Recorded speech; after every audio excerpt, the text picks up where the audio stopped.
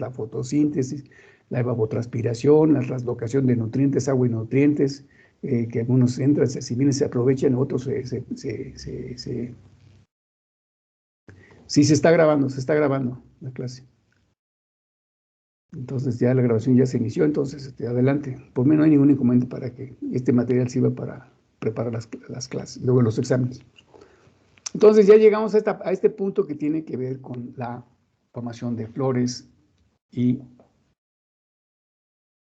frutos y semillas. Entonces tengo una presentación, la voy a compartir con ustedes. La voy a subir. Voy a marcar. Y esta sería la presentación. Aquí sí la están viendo, ¿verdad? ¿Colegas? Sí, profe. Sí, profesor. Okidoki, miren. Bueno, pues esta es la estructura de la flor. Miren, colegas, otra vez, y perdónenme que sea tan reiterativo para ustedes, pero ustedes están ya prácticamente trabajando y poniendo todo su esfuerzo, todo su interés, todas las baterías dirigidas en el contexto de la producción agrícola.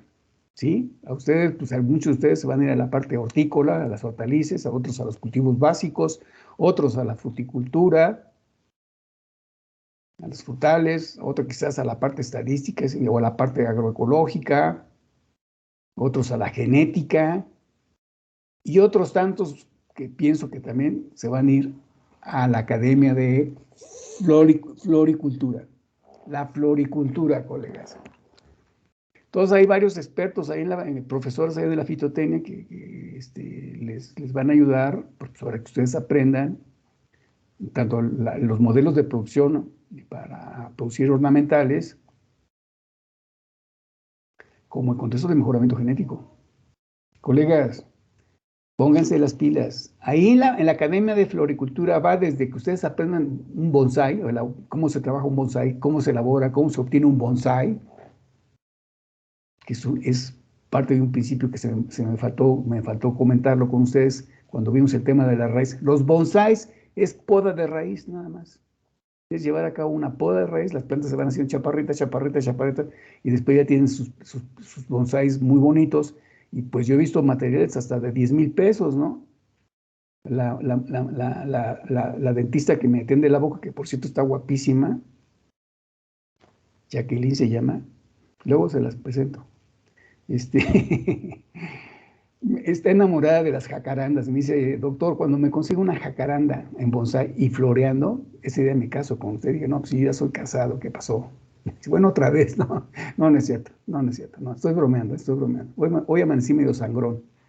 Pero la doctora que me tiene la boca me dice que el día que le consiga un bonsai y que la jacaranda, sí conocen las jacarandas, ¿verdad? Dice la filosofía. ¿De quién estaría Dios enamorado cuando inventó el color de las jacarandas? Fíjate nada más, ¿eh? Qué contexto, ¿verdad? Bueno, pues la doctora dice, pues, consígueme un bonsai y que sea una jacaranda. Está enamorada de las jacarandas. ¿Cómo es posible que haya una planta que el 50% del año, o sea, la mitad del año sea vegetativa y el otro 50% floreando? O sea, cuando se florea la jacaranda no hay follaje. Cuando hay follaje, pues no hay flores. Fíjense qué interesante, ¿verdad?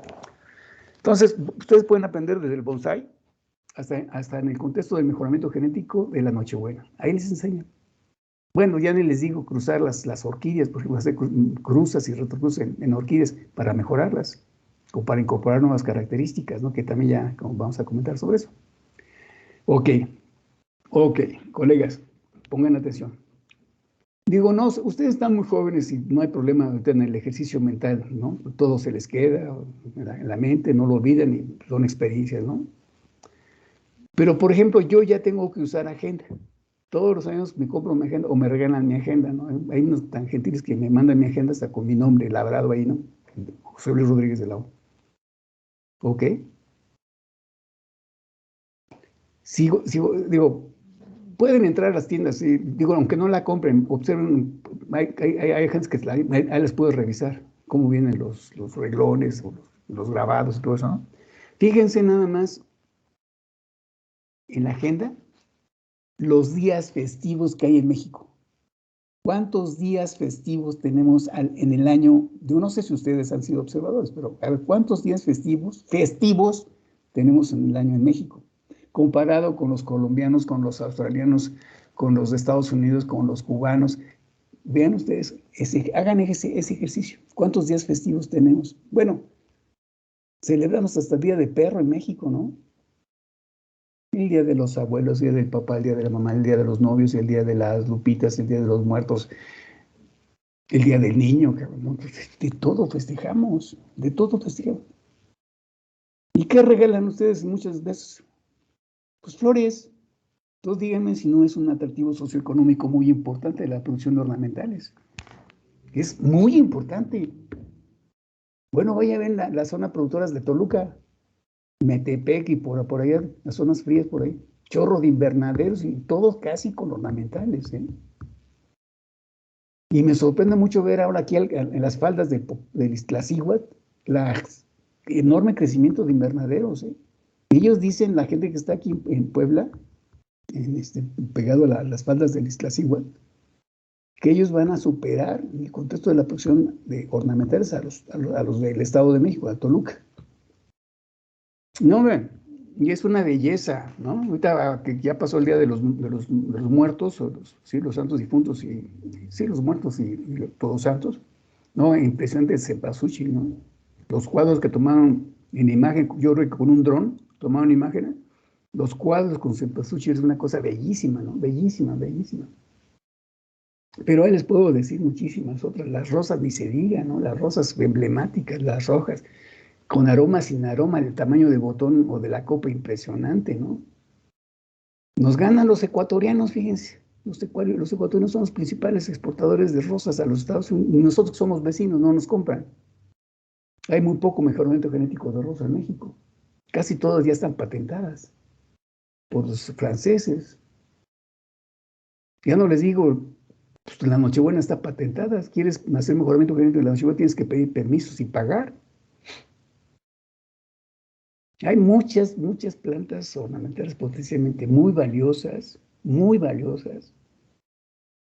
y que forman parte de un mercado socioeconómico muy importante en nuestro país. Por eso muchos chavos se meten a los ornamentales. Ahora en estas ferias culturales, rurales culturales que se hacen en Chapingo, algunos de mis estudiantes le han metido las orquídeas y las venden ahí. Y he visto orquídeas bueno, van desde 150, 300 hasta 400 pesos la Nochebuena floreando, ¿eh? Dígame si no es rentable. Y hay plantas muy atractivas, o sea, las orquídeas, ahora el día de los novios, pues si quieres quedar bien con la novia, pues ahí le llevas la orquídea en una caja y toda padre, ¿no? Ya la Nochebuena, digo, la orquídea muy, muy, muy padre. Si va con una presentación más o menos perfecta, andas conquistando hasta los cuñados y a la suegra y todo el mundo te recibe, ¿no? Vas bien, te dicen, ¿no? Pues, llevas el regalo ahí. Bueno, pues ¿cuánto te costó? Pues 600 pesos la orquídea, ¿no? Te dices, no, bueno. En fin, son ideas y comentarios acerca de lo que ustedes pueden aprender en la fitotecnia, colegas. Repito, fíjense, hay talleres que se celebran cada año para aprender a elaborar los bonsáis. Y vienen japoneses, que son los expertazos en eso, ¿no? Y ahí están los talleres podando la raíz, que te van dando cómo vas dejando los tallos, las hojitas, etcétera, y los recipientes, ¿no? Acuérdense que la poda va de acuerdo al recipiente, ¿no? Pues vas a podar y vas a una tinísima, pues no. Vas a irme disminuyendo el margen del recipiente en la medida que tú vas realizando la poda. Y ahí te digo, materiales valiosísimos, hasta de 10,000 pesos en las grandes expos de bonsai. Bueno, eso lo pueden aprender en fitotecnia, ¿eh? ¿Cuánta información le he estado comentando durante todo este tiempo? Espero que sea útil, la verdad, ¿eh? La verdad que yo cumplo con esa noble labor de darles información, compartirla con ustedes. Y espero que, bueno, pues vaya del grupo, que son, repito, son casi 50 estudiantes, pues algunos poquitos deciden pues, meterse a las ornamentales y a los invernaderos. De veras, es muy, muy rentable. Ahorita, por ejemplo, nada más imagínense lo que deja la derrama económica de la venta de Nochebuenas. Y otra vez hay chaparritas miniaturas ya, igual, y hay unas plantas enormes. Bueno, hay como tipo arbusto ya, unas enormes, ¿no? Casi no se les ve hojas, se les ve la bráctea, ¿no? Que es la flor que es el atractivo, la roja. No puse imagen aquí, pero pues imagínense. Y van desde 60, 150 hasta casi 200, 300. Aquí, aquí. Pero yo he visto nochebuenas allá en donde les digo que tengo mucha familia política en Sonora, donde realmente pues, el calor es insoportable. Bueno, ahí el mercado y venta de ornamentales en Sonora, por ejemplo, donde hace mucho calor, pues es un privilegio tener un ornamental ahí, un florero. Todo se deshidrata. Ujú. Entonces, compras bueno, no compras, sino rentas un tráiler refrigerado y metes tus plantas y las mandas a Sonora. Ahí sí te las compran en 300, 400, hasta 600 pesos la Nochebuena, ¿eh? En un tráiler refrigerado. Llega allá y órale a vender, hijo. En la carretera te paras y órale a vender. Y te las compran todas. Pues es que es una venta de una planta muy emblemática, muy fuertemente codiciada en esas fechas, ¿no? Ujú. Eso, ok. Otro comentario, colega. Hay una academia de fisiología vegetal allá en la Fitoteca. Y anótenle, la doctora Teresa Colinas León, la doctora ahí en la academia de fisiología, ha hecho mucha investigación científica utilizando preservadores en el agua o sea, tú compras tu arreglo floral, lo metes en agua y ella agrega, pues, la famosa aspirina, ¿no? O la Alka-Seltzer, y no es que las plantitas estén crudas o deshidratadas, no, algunos preservadores incluso se ponen en el follaje para que la planta no transpire. Igual, los analgésicos, esto como el Mejoral, la aspirina en los recipientes, son antitranspirantes. Funcionan como antitranspirantes, colegas. Entonces, las plantas duran más días en florero. Y la doctora te ha hecho mucha investigación con eso, muchísimo, ¿sí? El último proyecto en el que estuve con ella participando es prolongar la día de los pinos de Navidad. O sea, compran su pino natural, obviamente natural, y se asperjaron con soluciones para evitar que se transpirara y que se desecara la planta. O sea, que se mantuviera verde, olorosa. Y el testigo, ¿saben cuál fue? Meter el árbol de Navidad en una cubeta con agua, contra sus diferentes sustancias que se utilizan como preservadoras o preservativas, ¿no? Preservadoras, vamos a poner. Y de eso hay mucha investigación, colegas. Igual, ¿saben qué? Ustedes cuando entran a las florerías encuentran naturaleza muerta, ¿no es cierto? Naturaleza, o sea, arreglos florales, pero con plantas deshidratadas que les meten incluso algunas brillantinas y esas cosas, ¿no? Bueno, la doctora sabe también cómo hacer. Colegas, hay muchas opciones para hacer negocio, hombre. Esa es la idea. Hay muchas variantes para hacer investigación y sobre todo en ornamentales. ¿Cómo la ven? Muy interesante, ¿no? Muy interesante. Por eso les digo, pónganse las pilas, colega. Y no como este chavo que haz de cuenta que le estamos haciendo un favor, ¿no? Darse la importancia de no saber quién es. Pues tal vez no manches, así hasta uno se encabrita, ¿no? Como dice por ahí el eslogan. Pues esta es la parte introductoria, colega, acerca de la importancia, podríamos decir, la importancia mundial, por ejemplo, de la parte de las plantas ornamentales. Y ya para terminar, porque aquí me puedo estar toda la tarde platicando con ustedes, pero miren, por ejemplo, sí saben que otra de las plantas que se comercializa mucho por allá, enero, febrero, marzo, son los tulipanes. Mucho del tulipán es planta que se importa principalmente de Holanda. La derrama económica de muchos empresarios que compran los bulbos y los traen y órale, te venden el tulipán en maceta o ya floreado y andas conquistando igual a muchas, bueno, pues si entonces regalos a tu novia. Pero los tulipanes también son bellísimos, bellísimos los tulipanes. Ahora, ¿conocen Chapingo, verdad? Sí, conocen Chapingo. Bueno, apunten al norte, ok, al norte, pero no, apunten al noreste de la región, o la parte oriental, digamos. Hay varias comunidades, por ejemplo, está San Miguel Tlaixpan, está San Jerónimo, ya pegado a la montaña, y hay una comunidad que se llama San Pablo Isayo, ya pegado allá a la montaña, San Pablo Isayo, o sea, Isayo, creo que Isayo. Bueno, Hay amigos míos que compraron por ahí un pedazo de terreno, lo prepararon y sembraron tulipán y se les están dando, muchachos. No tienen ni, le pegaron a la parte del clima. Frío, sombreado.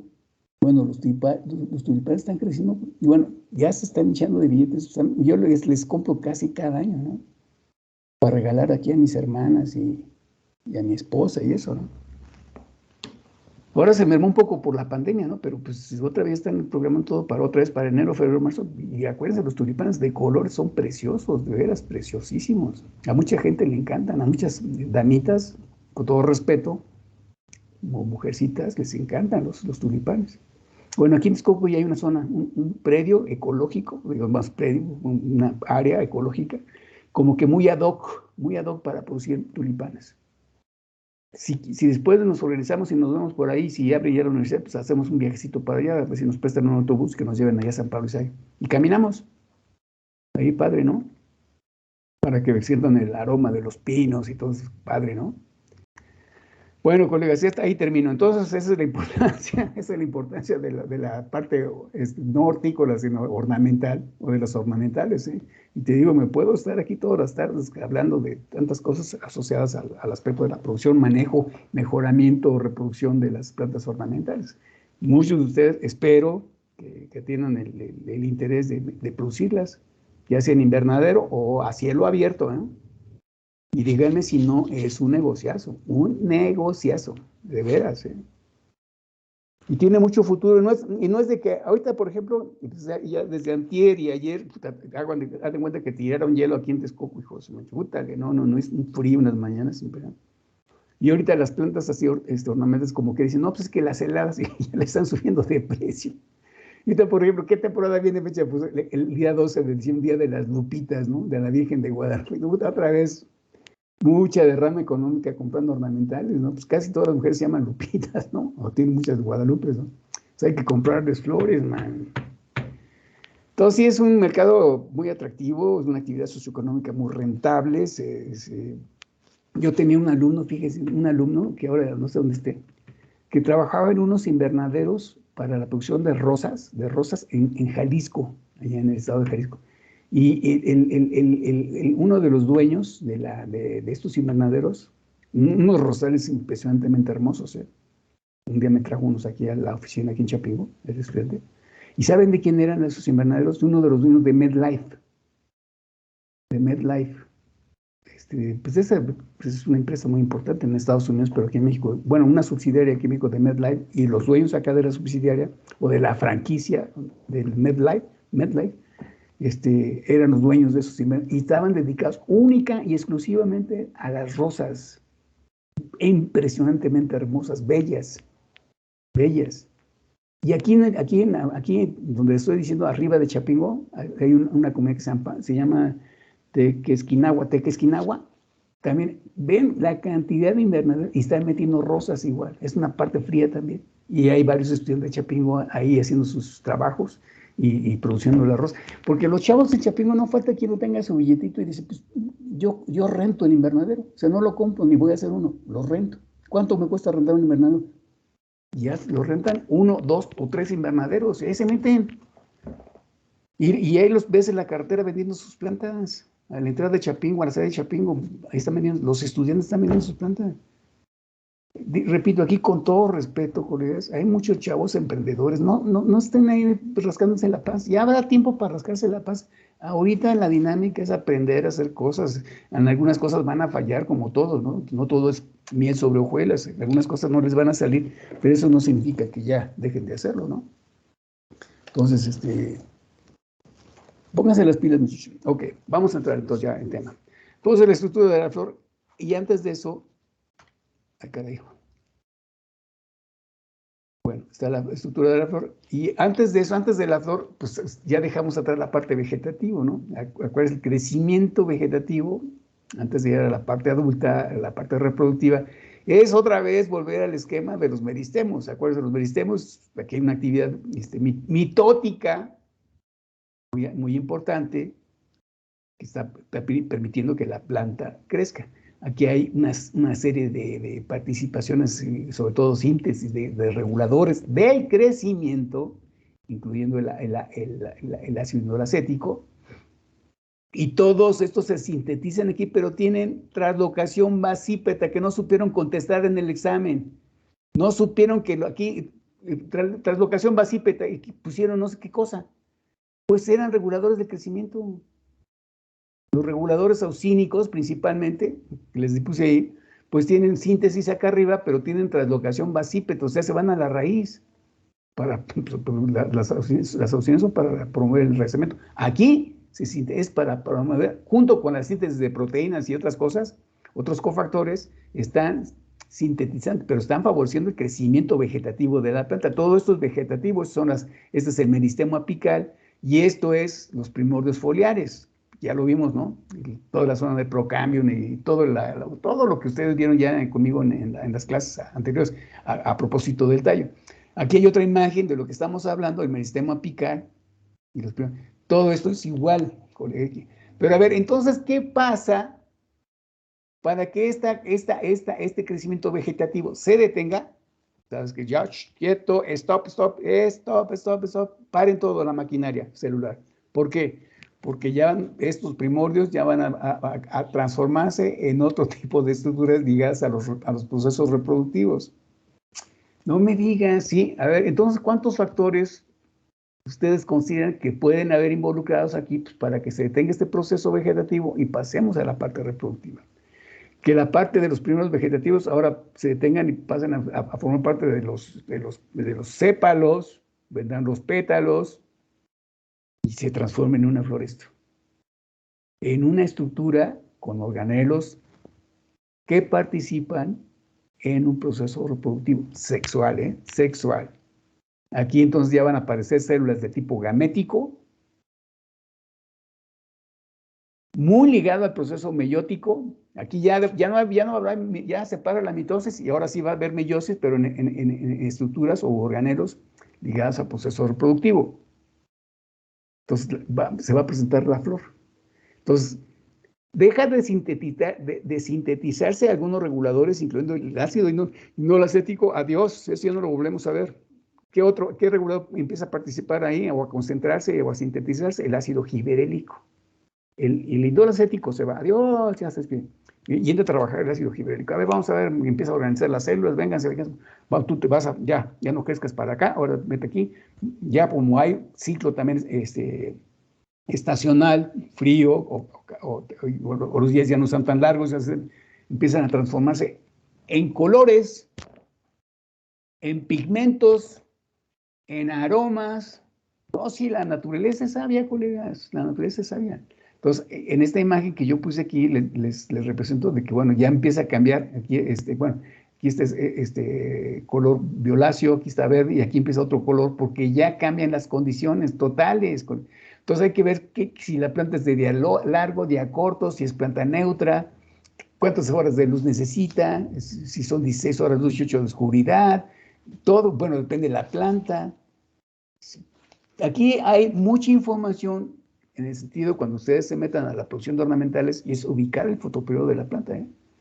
Ustedes saben, digo, si han sido observadores, digo, no sé ustedes, pero digo, pienso que todavía se acuestan ustedes muy temprano. Pero si un día salen por ahí en la madrugada y ven que hay invernaderos con la luz prendida, no es que se les haya olvidado apagar la luz, están dando tratamientos adicionales de luz, pues, para acelerar la floración. Y eso se vuelve tan puntual, colegas, porque, a ver, que produzcan nochebuenas en febrero, marzo, pues, ¿para qué? ¿Quién les va a comprar si ya pasó la temporada de Navidad? Entonces, pierden mucho dinero. No lo supieron hacer. ¿Sí se dan cuenta de eso? Entonces, lo de la luz juega un papel particularmente importante. Si es necesario, pues aplicar algunos reguladores de crecimiento, ¿no? Para que se acelere el esquema de la aparición de las estructuras ligadas a los procesos reproductivos. La flor, ¿ok? Entonces, estas imágenes representan cómo se va transformando el ápice, particularmente el meristemo, que es el culpable del crecimiento, el meristemo apical, el ápice, y algunas estructuras vegetativas ya van a dejar de serlo para que otras aparezcan con pigmentos con fragancias, ¿sí? Con aromas, ¿sí? O colores. Y ahí sí un abanico impresionante de ornamentales, ¿no? No, impresionante. Hablar de ornamentales es un mundo también. Y esta sería la flor en términos muy pragmáticos, ¿no? Tenemos esto que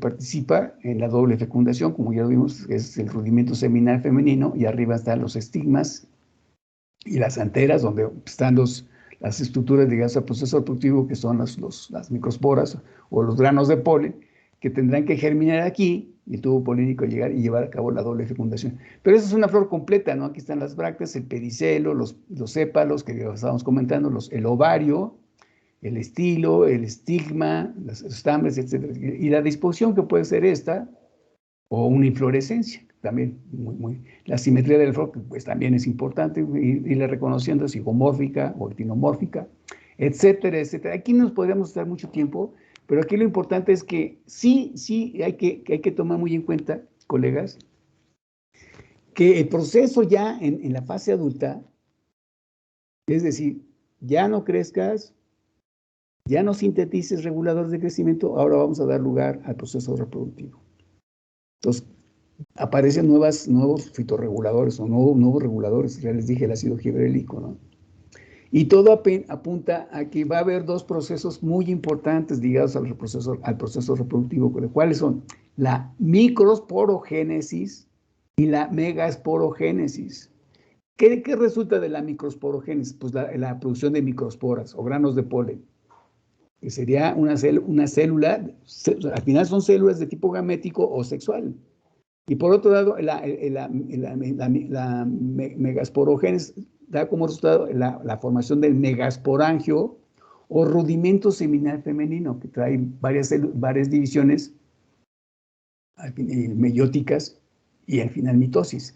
Igual acá arriba, la microsporogénesis, hay dos divisiones meióticas, reduccionales, y se van a mezclar acá abajo, ahí en el rudimento seminal. Entonces, repito, detrás de todo eso está la microsporogénesis y la megasporogénesis para llevar a cabo la doble fecundación.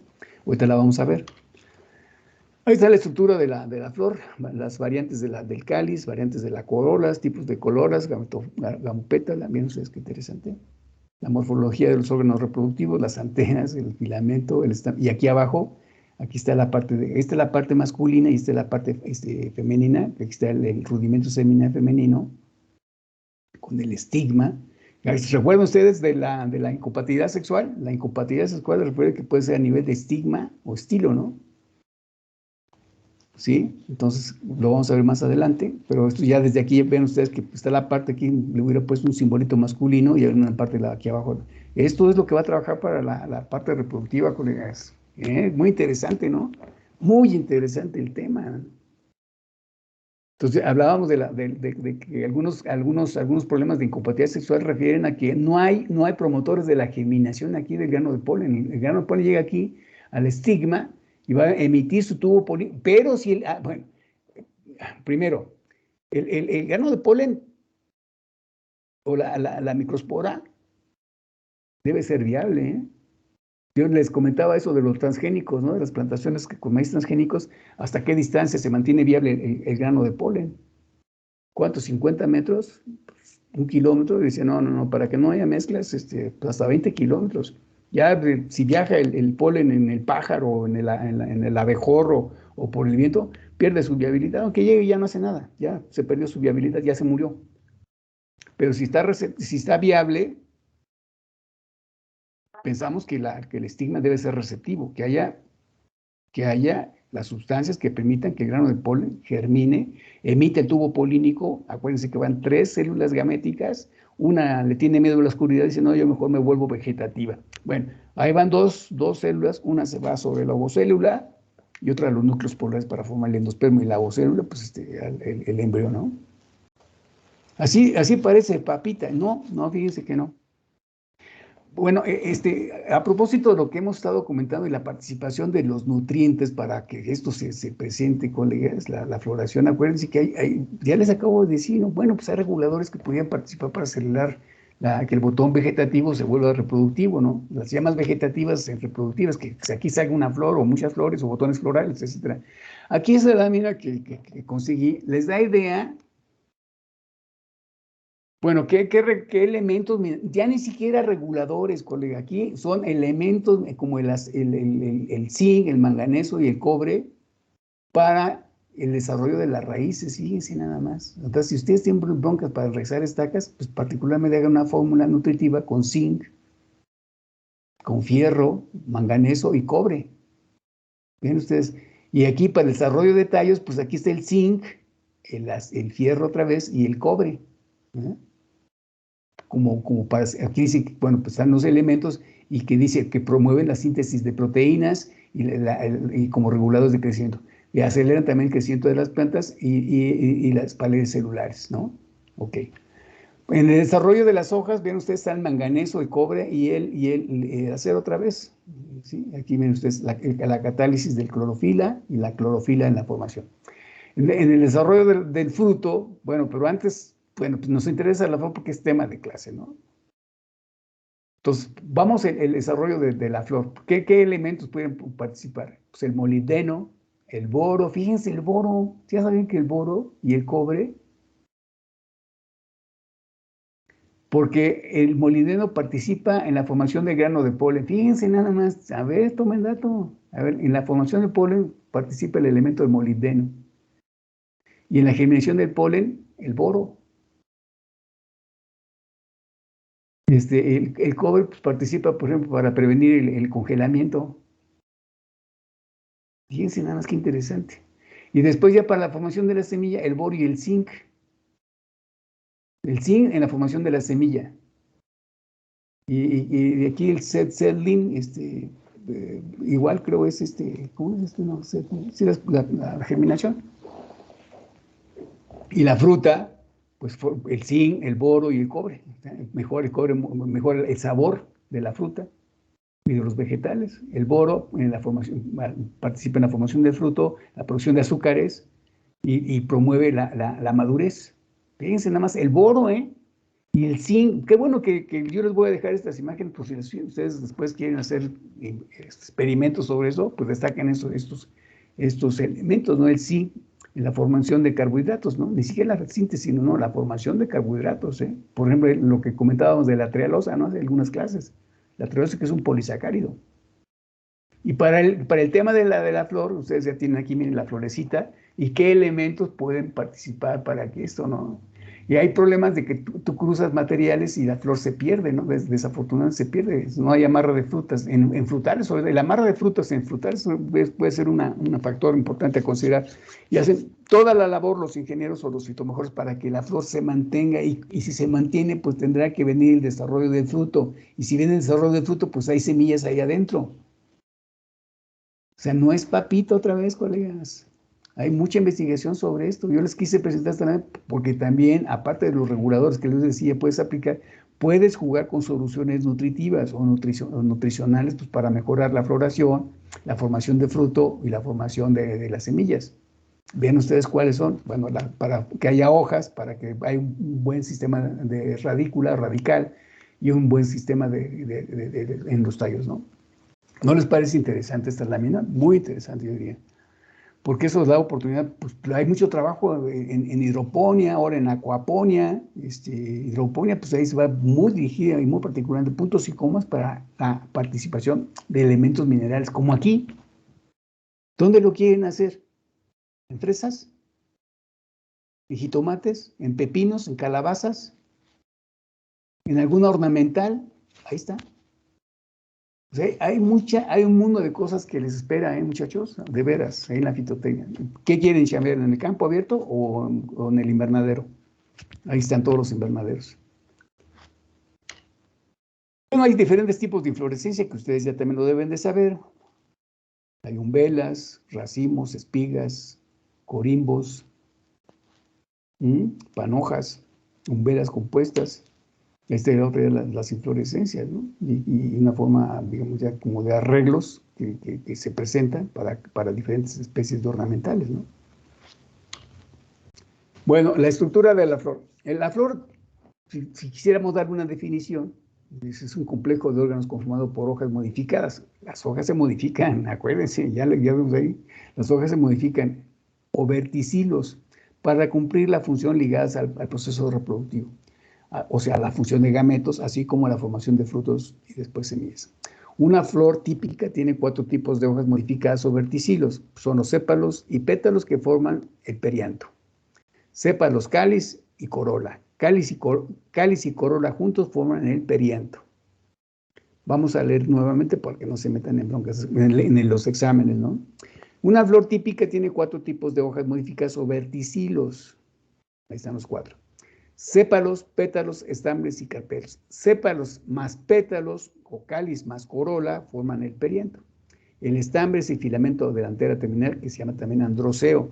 Los carpelos, el órgano que está considerado como el órgano reproductor femenino, que está conformado por un pistilo o gineceo. La flor, de acuerdo a su estructura, puede ser flor completa, que presenta todos los órganos florales, sépalos, corolas, receptáculos, pistilos, androceo, ejemplo, el jitomate, ejemplo de una flor completa, y muchas solanáceas.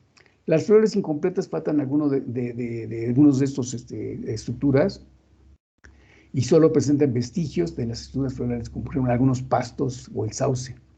Flores bisexuales presentan 2 órganos reproductores perfectamente funcionales en la misma planta, y flores unisexuales que presentan únicamente uno de los órganos sexuales o están separadas estaminadas. ¿Sí? ¿Ok? Por un ejemplo, las plantas dioicas, ¿no? Que son plantas hembras, plantas machos, plantas hembras, ¿ok? Y todo viene el proceso de reproducción sexual. Al final son células, colegas, nada más que aquí son células gaméticas, células cigóticas, células de tipo sexual.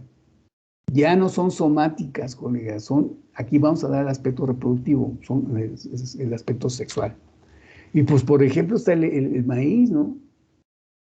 Aquí en una misma planta tienes la parte femenina y la parte masculina en la misma planta. O bien puede traer anteras de otras plantas o de otros cultivares y hacer la polinización aquí y cubrir con una bolsita de glacín o de otro tipo de bolsas para que se lleve a cabo la doble fecundación. Y esta es una labor particularmente muy importante en el esquema del mejoramiento genético. Los fitomejoradores, o en Estados Unidos los breeders, pues es lo que realizan. Y ahora, pues te digo, la mujer está entrando muy bien a los esquemas de mejoramiento genético. Les hablé de la doctora Villegas, ¿no? Que mejoró los contenidos de nutracéuticos del maíz gracias a un trabajo de muchos años dentro del mejoramiento genético de los maíces.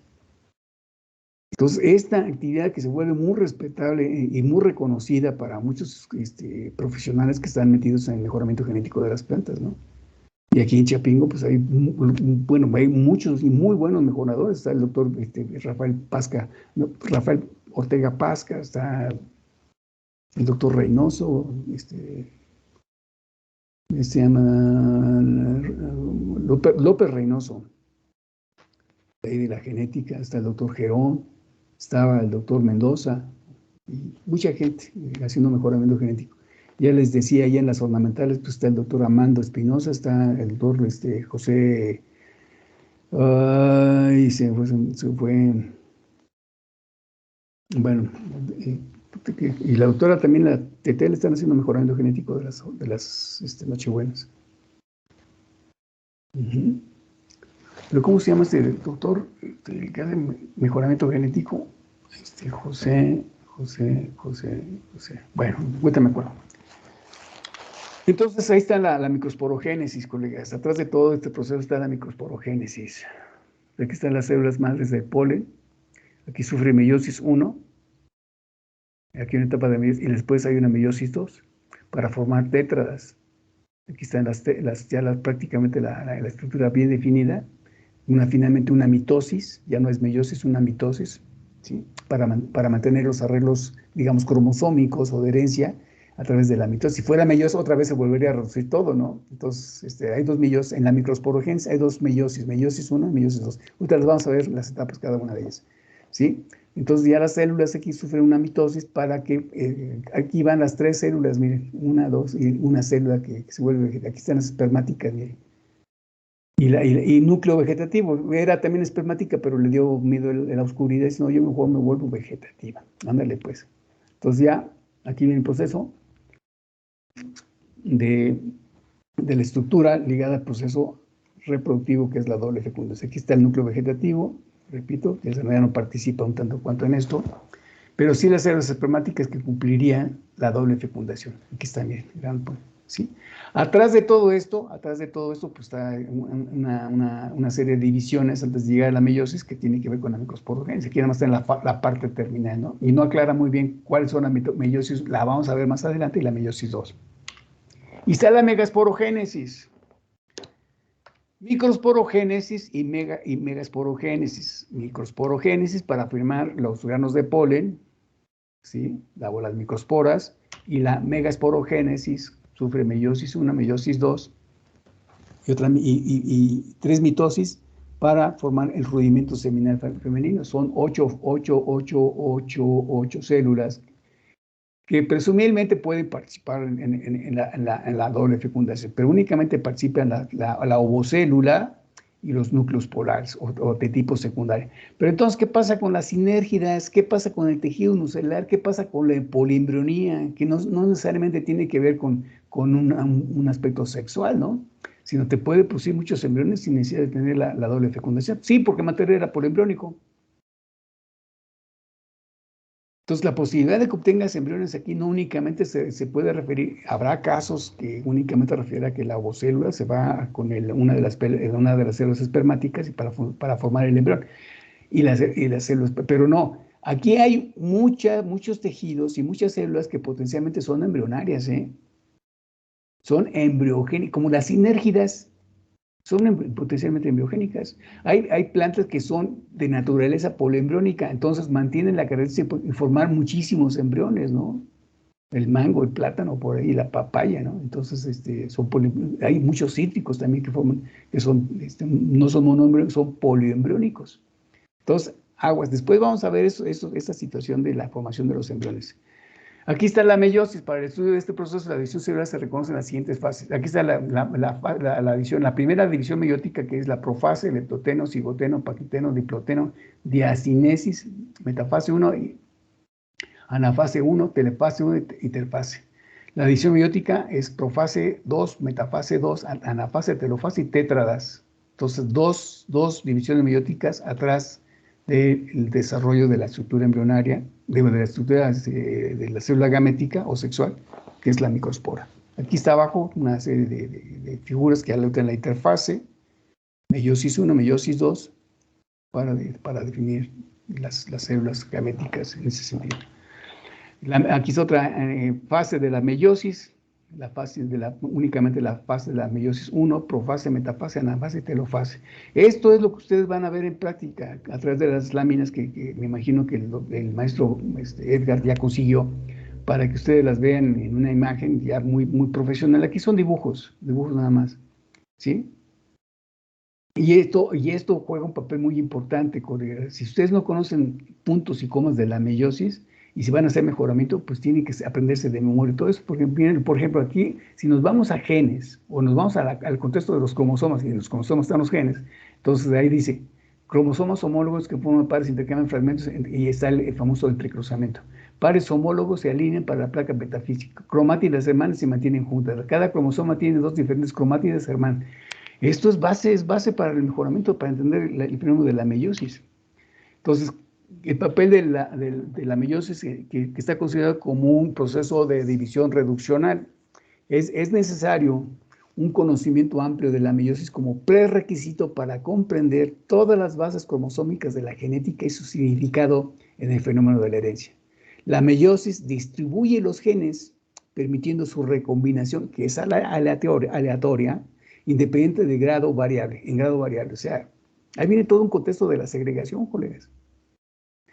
Atrás de esto y los textos pues se leen y me quedan. Atrás de esto, colegas, viene la segregación. Primero la recombinación, luego la segregación. Entonces, ¿cuántas características de base cuantitativa se pueden amarrar? ¿Cuántas características de base cualitativa se pueden amarrar? ¿Cuántas características de base dominante se pueden arreglar? ¿Cuántas características de base recesiva se pueden lograr? ¿Cuántas características conferidas de acción materna se pueden controlar o observar? ¿Cuántas características de segregación paterna se pueden incorporar o segregar o mantener? Tienes un mundo, esa es la variabilidad genética. Si esto lo vemos en los humanos, otra vez como la acostumbrada analogía, si tú vas a tener tu bebé, pues tienes a tu esposa, a tu novia, se casaron, van a tener su bebé, la mezcla de células gaméticas o sexuales, es decir, el espermatozoide y el óvulo, hará que pues tengas hijos. Y los hijos muchas veces se parecen más a la mamá o al papá. Hay genes dominantes y hay características recesivas. Y muchas veces el hijo no se parece a ninguno, ni al papá ni a la mamá. Y no es que haya habido infidelidad, simplemente la distancia genética, colegas. La distancia genética juega un papel muy importante. Hay materiales que se van a cruzar, pero si son distantes o poco relacionados o que nunca se habían visto en la naturaleza, pues hay un abanico de selección. Si recuerdan eso, ¿verdad?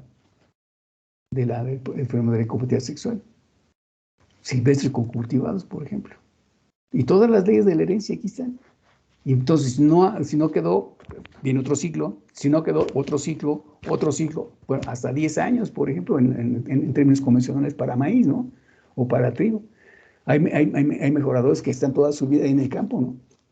Buscando propósitos, ¿no? Diferentes propósitos entre los esquemas de mejoramiento genético. Básicamente el rendimiento, ¿no? Pero, bueno, pues puedes trabajar arquetipos, ¿no? Hacerlas más chaparras, más hojas, menos hojas, más entrenudos, etcétera, ¿no? O más altas. O más contenido de azúcar, grados Brix, o más aceites. Es un mundo de eso. O hacerlas más resistentes a sequía, o más resistentes a frío, o resistentes a plagas y enfermedades. Ahí está todo, atrás de todo esto. Atrás de todo esto está las 10 de la herencia, ¿no? Las 10 de la herencia. Y obviamente lo que les decía, ¿no? Hay muchas características de base materna o de base paternal. Y cuando salen las semillas, pues está la variedad genética, ¿no? Y tú haces selección. Selección masal, recurrente, medios hermanos, etcétera, selección familiar. No, todo el mundo eso que es mucha chamba, pero muy bonita, colega, muy bonita. Yo los invito a que igual reflexionen, porque la contribución hacia el esquema de mejora de algún cultivo o de un cultivo agrícola es muy apreciado y muy reconocido por mucha gente, ¿no? Y escribes documentos valiosísimos, ¿no? Y bueno, y aquí obviamente, colegas, que influye el aspecto ambiental o del medio, ¿no? Por eso las pruebas de cruzas y la labor de incorporación de las características genéticas entre progenitores se hacen pruebas en diferentes localidades. Y eso ya lo comentamos. Aquí, por ejemplo, está el CIMID aquí en el Batán, tienen campus en el Valle del Yaqui, tienen pruebas en Toluca, igual los trigueros, igual tienen Tlaxcala, Puebla, Veracruz, todo, tienen sus estaciones experimentales, ¿no? No, muy interesante todo esto. ¿Qué objetivos tiene la meiosis? Si son 2 meiosis, la primera división meiótica, la primera tiene como función básica reducir a la mitad el número cromosómico característico de la especie y llevar a cabo el intercambio de segmentos entre cromosomas homólogos de origen materno y paterno, una función de mucha importancia en la genética, ¿eh? Y la segunda división meiótica tiene como objetivo permitir complementar o a completar la reducción y la recombinación de cromosomas. Pero esto que acabo de ver en el punto 2 es particularmente, pues es lo que refleja en el sentido de mezclar o juntar las características de base genética de 2 progenitores. De mucha importancia, repito, ahí está todas las características de base cualitativa, cuantitativa, aspectos de base genética dominante o de recesivos, ¿no? Ahora, lo que habíamos comentado de que pues, muchas veces es muy difícil porque los niveles de ploidía, como parte de un trabajo por ahí les dije que si quieren lo hacen, si no, no, ¿Qué pasa si vas a mezclar un poliploide con un diploide? Un poliploide con un diploide, o un triploide con un poliploide, o un poliploide con un aneuploide, un poliploide con un haploide. Pues hay muchas broncas que no se resuelven así como con varita mágica, ¿no? Y pues ahí viene una segregación importante, no fue muy recomendable. A ver, vamos a hacer entonces el cariotipo, ¿no?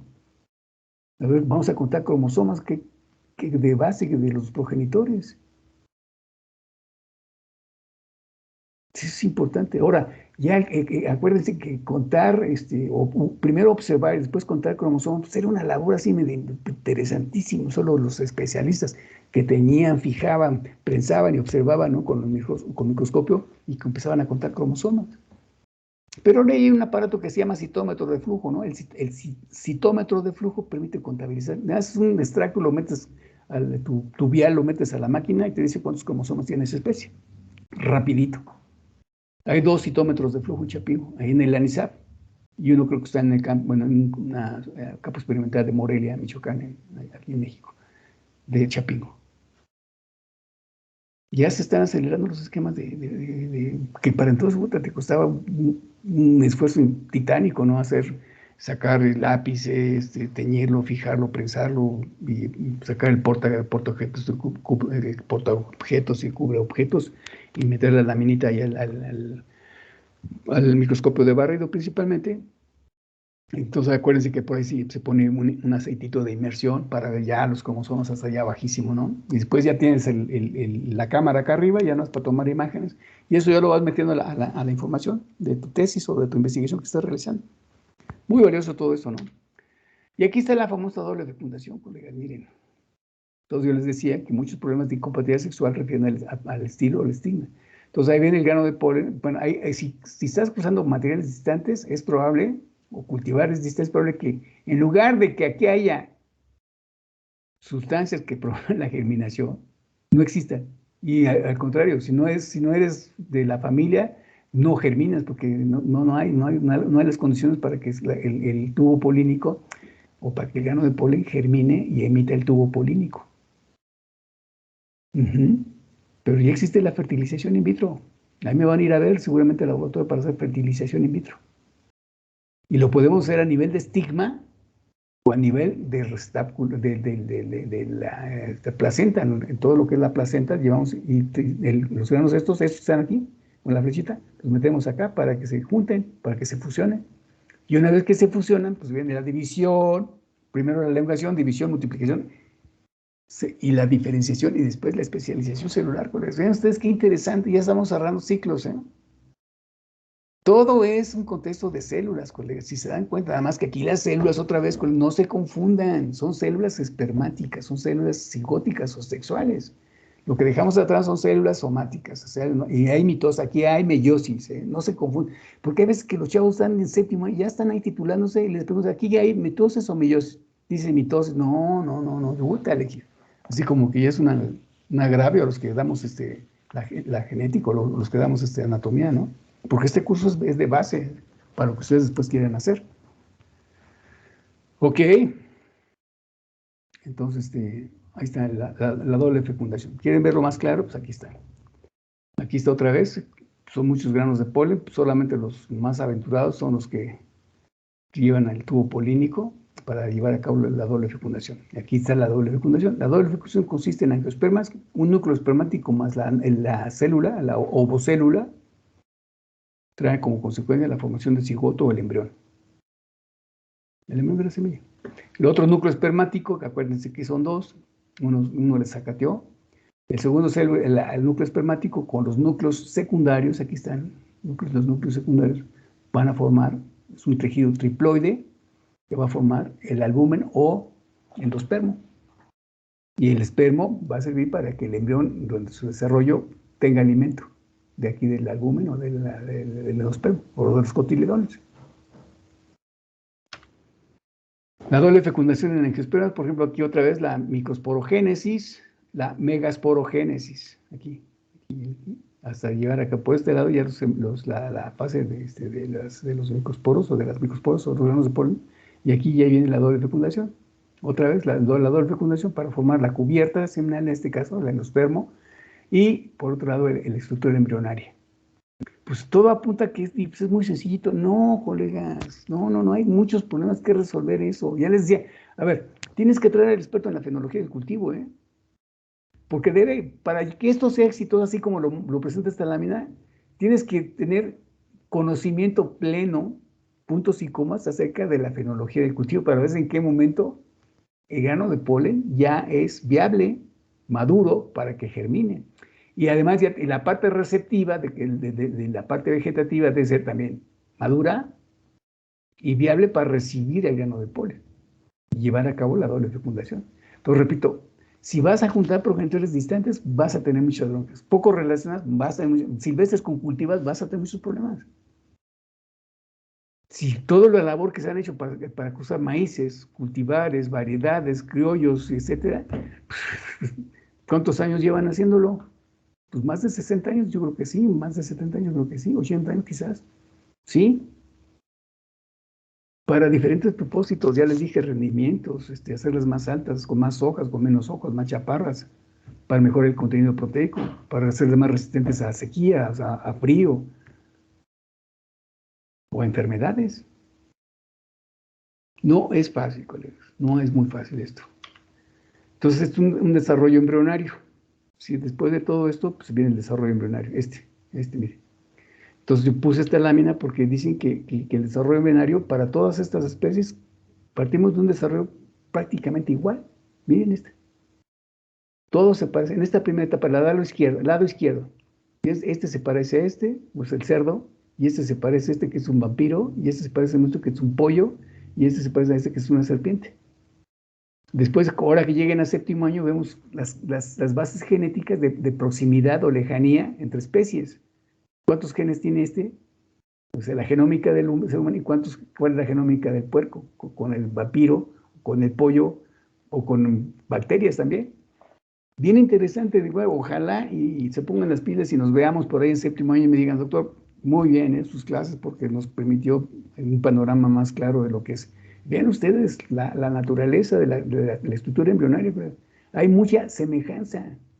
Si esto por aquí metiéramos un primate, bueno, pues ya el primate sería prácticamente hermanos, que menos del 4% es la distancia genética entre la genómica del primate y el humano, ¿no? Hay un 4% nada más de genes, ¿no? Genes racimo que le llaman ahí, que tienen que ver con el lenguaje y que tienen que ver con el aprovechamiento de las experiencias adquiridas. Piensen nada más esos genes. O sea, si ya lo probé, no me gustó, ya no lo vuelvo a tomar. Esa es una experiencia aprovechada, o sea, de la experiencia la experiencia de las que son aprovechadas, almacenadas, y ya no compartidas, pero bueno, ok. Bueno, vamos a ver, dice, la formación de estructuras reproductivas. Hay plantas monocárpicas, policárpicas y holocárpicas. Ah, caray, a ver, plantas monocárpicas son plantas que producen frutos y flores y semillas una vez en su ciclo, anuales, por ejemplo, maíz.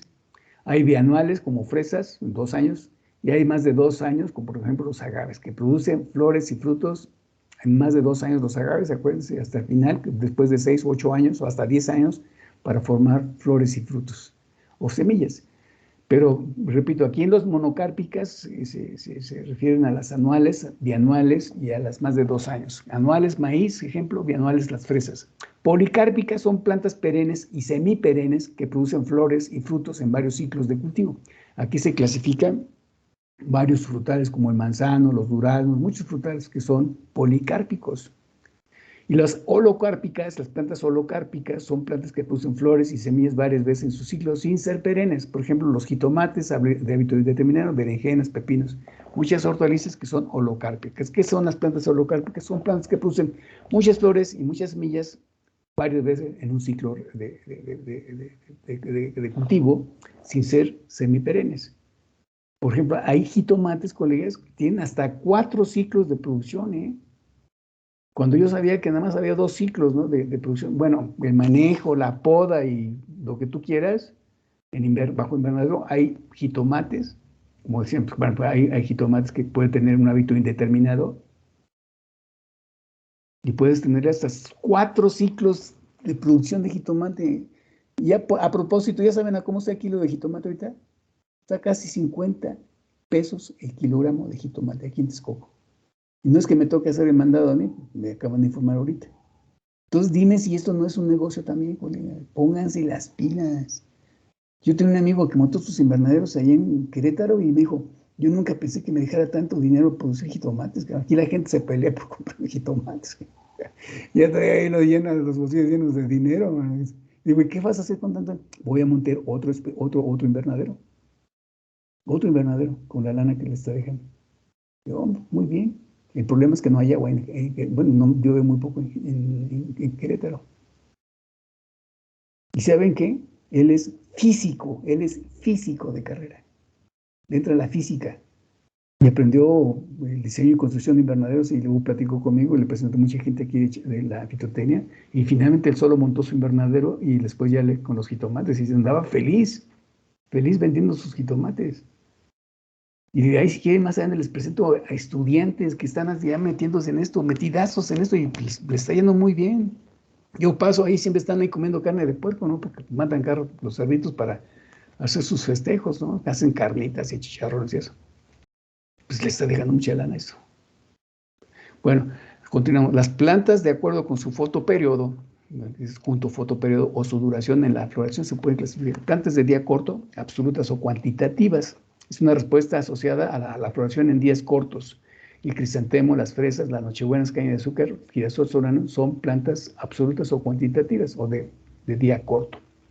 Hay las relativas o cualitativas, son plantas que florean aún en días largos, como el crisantemo. Plantas de día largo, las avenas, remolachas, cebadas, plantas neutras, jitomates, pepinos, maíz y habas. Entonces, de acuerdo al fotoperiodo, eso es también de fundamental y de inicio, ¿no? Vas a multiplicar planta o te interesa la floración, tienes que ubicar si son de día largo, día corto o plantas neutras, ¿eh? Eso es fundamental, no se los olvide. Semillas espermatofíticas o espermatofitas, dice, las partes de una semilla pueden constituirse en embrión, tejidos de almacenamiento y las cubiertas. La estructura de la flor tiene el ovario, el saco embrionario, la ovocélula y la doble fecundación. Todo esto potencialmente embriogénico. Bueno, el embrión, su origen es a través de la fertilización de la ovocélula con un núcleo espermático o el grano de polen resultando en una estructura bipolar con fuerte actividad meristemática. Ya lo vimos. No siempre presenta la misma forma ni el mismo tamaño, el embrión. Después el tejido de almacenamiento o el endospermo, o ¿cómo se llama? Los cotiledones, es el resultado de la fusión de dos núcleos polares, o de los núcleos polares con una célula espermática, formando el endospermo, un perispermo o los cotiledones. La cubierta similar son las cubiertas, que son el resultado de los tegumentos del óvulo o de restos de la nucela. La cubierta o la testa de la semilla tiene una cubierta externa que puede ser muy seca y muy dura y muy gruesa, o una cubierta interna delgada, transparente, membranosa, con remanentes de la nucela y del endospermo. La estructura de la flor, el ovario, que es el fruto, el saco embrionario, que es la semilla, el ovocelo más núcleo es el embrión, núcleos polares más núcleo espermático, endospermo, tegumentos puede ser la testa y la nucela el perispermo, frecuentemente ausente o reducido.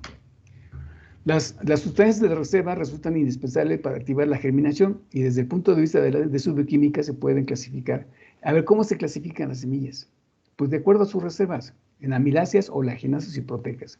Las que concentran mucho almidón, por ejemplo, el maíz, oleaginosa, pues mucho aceite, como la nuez, la higuerilla, la jatofa, y proteicas, pues relacionan mucho a la capa de neurona, como los trigos, que es una capa periférica de azúcares con elevados contenidos de neurona, que constituyen el gluten, la proteína, una capa interna con elevados contenidos de almidón.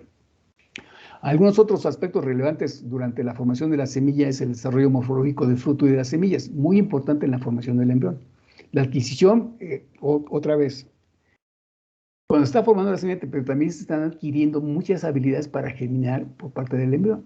En muchos casos, pues hay que esperarse un ciclo, ¿no? O 2 ciclos hasta que estén las condiciones. Mientras que pues, permanece latente o con un periodo de dormancia. Entonces, 3, la acumulación de sustancias de reserva o almacenamiento del endospermo, cotidiano y perispermo. 4, el desarrollo de los controles internos que evitan que la germinación, o sea, que se altere el letargo o la dormancia, y que se germinen, aun cuando las semillas todavía están en la mazorca, se germinen. Mucha gente confunde ese fenómeno con fenómenos patológicos o fitopatológicos, no, ese fenómeno se llama viviparidad. O sea, una desregulación interna que permitió que se adelantara la germinación cuando toda la semilla está en la mazorca. O sea, todas las semillas, casi todas, tienen que cubrir algunos periodos de letargo o de dormancia hasta que finalmente ya se adquiere la habilidad para que esta germine. ¿Sí? Pero si se presenta antes, la germinación se llama viviparidad y es un desbalance entre promotores e inhibidores del crecimiento. Por ejemplo, la participación del ácido abscísico y la participación de algunos fenoles. Muy interesante el tema. Esta es una forma apomíctica también para formar semilla o embriones. Miren, una forma apomítica es la agamospermia.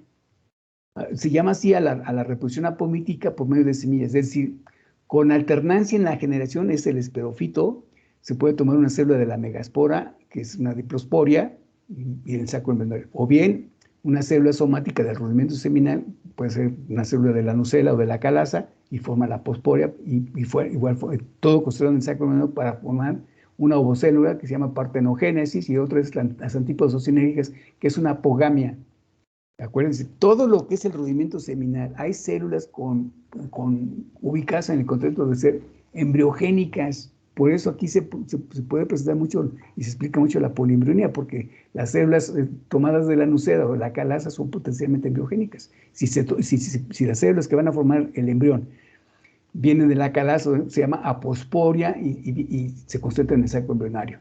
Si vienen de la megaspora o de otra célula de la megaspora o de la megasporangio, ¿sí? Todo está aquí en el megasporangio, ¿no? Pero si viene otra célula, no de la célula somática del rudimento seminal, de la nucela o de la calaza, de otra región de la megaspora, se llama diplosporia en el saco embrionario para formar un embrión que se llama partenogénesis o apogamia del embrión. Hay agamospermia sin alternancia, aquí es con alternancia de generaciones y aquí es sin alternancia de las generaciones. Está la embrionía adventicia. El embrión se desarrolla de una o más células de tejido somático dentro del rudimento seminal femenino. Aquí está el esporofito, o sea, la célula, y puede estar dando origen a las células somáticas del rudimento seminal, ya sea de la nucela o de los tegumentos o de la calaza. Formar el embrión 2N o el esporofito 2N. El fenómeno de la dormancia en semillas es el resultado del proceso evolutivo por el que han pasado muchas especies, todo este contexto evolutivo, ¿no? Hay características primitivas y otras evolucionadas. Entonces, este resultado del proceso evolutivo por las que han pasado las semillas, en muchas especies vegetales, les permite sobrevivir a condiciones adversas. ¿Qué? ¿Eso ya lo habían madurado eso? O sea, muchas estructuras, ahora las semillas han pasado por mucho frío, por mucha agua o por mucho viento o por fuego, pero no han muerto, ahí están, y concentradas en muchos centros de biodiversidad, ustedes saben, ¿no? México participa y otros 11 países en el mundo, ¿no? Entonces, esa habilidad es evolutiva que han adquirido las semillas para protegerse, para sobrevivir, para diseminarse, para multiplicarse. No ha sido papita, ¿eh? Otra vez el ambiente juega el papel muy relevante, muy importante, y muchas veces el ambiente no es tan favorable. Ustedes ya lo hemos visto muchas veces, correcto, ya ni se los voy a decir. Ustedes piensan que el ambiente ha sido un uniforme, así, no. Bueno, ¿cuándo aquí en noviembre se sentiría tanto frío como ahorita traigo suéter y chamarra? Y estamos apenas en noviembre. Imagínate en enero. Pues va a ser un congelador aquí, Chapingo de Texcoco. Es un congelador. Temperaturas de abajo de 1 grado, 2 grados, 3 grados. Pues te congelas. Y luego pues ahí viene ¿cómo se llaman las enfermedades, no? Ya no sé, la COVID, la gripe y la otra, la influenza, ¿no? Influenza, COVID y gripe estacionaria. Pues hay que tomarse unos aditivos por ahí para aumentar el sistema inmunológico, ¿no? Entonces, vamos a ver otra vez, el fenómeno de la dormancia en las semillas es el resultado de un proceso evolutivo por las que las especies o las semillas vegetales en especies han adquirido para sobrevivir las condiciones. Hay una dormancia primaria. La dormancia primaria se define como aquella que tiene las semillas durante la maduración del embrión, que impide que este germine dentro del fruto y condiciones. Esta condición desaparece a la medida que va el proceso de maduración. O sea, post-maduración ya está maduro, espérate, guárdate un poquito. hasta que no haga tanto frío. Y empieza a llover, órale, ya está, órale, germina. Esto es evolutivo también. La dormancia secundaria, esta es cuando han pasado el embrión por un proceso de postmaduración y no germina, si es expuesto a condiciones desfavorables. Fíjate, aún cuando tienes condiciones ya no, espérate. Están las condiciones desfavorables. Mejor, cuando mejoren, ya germino, ¿no? Incluso si la semilla han bebido agua, no, está haciendo mucho frío, no germines. Fíjate que cómo es la naturaleza tan sabionda, ¿no? Aquí están las semillas con cubiertas y embriones, ¿no? Hay una clasificación muy interesante. Semillas de coníferas en especies arbóreas, ¿sí? Hay otra clasificación que vamos a ver la clase que viene, cómo se clasifican las semillas, de acuerdo, obviamente, al tipo de cubierta y al tipo de embrión. A las características acuérdense que embriones, pues hay también varias clasificaciones, depende de su disposición dentro de la semilla. Puede ser periférico, puede ser miniatura, puede ser al centro, pues depende de la especie o depende de la planta que se hace. Hay un mundo de embriones, ¿no? Digo, de formas y tamaños, ¿no? De los embriones. Y de acuerdo a las cubiertas, ¿no? Ustedes saben, hay cubiertas que son más fuertes que muchas otras cosas, ¿no? Entonces se requiere, para promover la germinación, se requiere de ocupar abrasivos, algunos tratamientos químicos, ¿sí? Por ejemplo, se meten en ácido clorhídrico, se pueden hacer los abrasivos para alterar la cubierta y después con esto permitir que el agua penetre a la cubierta. Y ya una vez que la semilla se embebe y se activa la germinación. Pero sí, hay semillas, bueno, la cubierta de las semillas de tejocote, además échenle